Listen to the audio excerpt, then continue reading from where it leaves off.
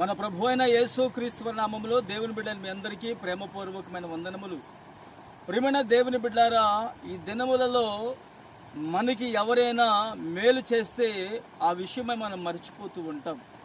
లేక ఎవరైనా మన జీవితంలో ఒక ఆశీర్వాద సంబంధమైనటువంటి పలుకులు వారు పలికారనుకోండి, వాళ్ళు మనం మర్చిపోతూ ఉంటాం. మనం ఎప్పటికీ కూడా వారిని మర్చిపోకూడదు. ఎందుకంటే వాక్యం ఏమంటుందో చదువుకుందాం. 34వ కీర్తన 14వ వచనము. కీడు చేయటం మాని మేలు చేయుము, సమాధానము వెతికి దాని వెంటాడుము. ఆమేన్. చూడండి ప్రియులారా, సమాధానము అనేది మనం వెతకాలి.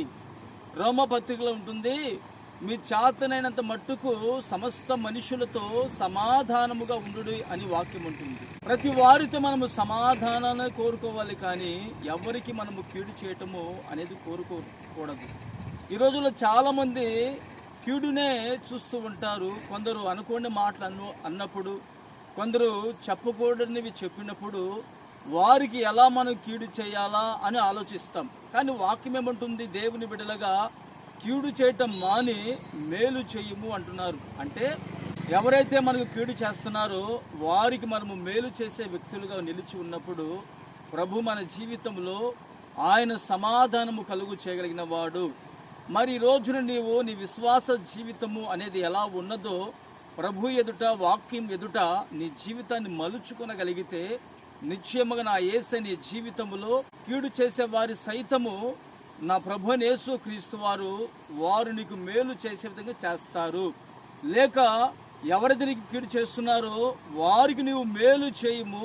నా దేవుని కృప నీకు తోడే ఉండునుగాక. ఆమేన్. ప్రార్థన చేసుకుందాము.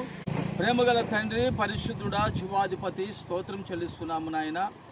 మాకు కీడు చేసిన వారికి మేము మేలు చేయాలని, నా తండ్రి, మాకున్నటువంటి సమాధానమును ఎవరైతే దూరపరిచారో వారితో మేము సమాధాన పడాలని ఒక ఆత్మ సంబంధమైనటువంటి సందేశమును మీరు మాకు అనుగ్రహించి ఉన్నారు. ఈ మాటలు నేటి దినమున మీరు మా జీవితంలో స్థిరపరిచి మహిమ పొందుకోమని యేసు నామమున ప్రార్థిస్తున్నాను తండ్రి.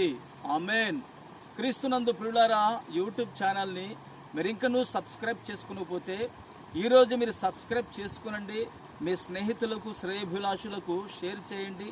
నా ప్రభువైన యేసు క్రీస్తు వారి యొక్క కృప అపరిమితముగా మీకు తోడై నిలిచి ఉండునుగాక. ఆమేన్.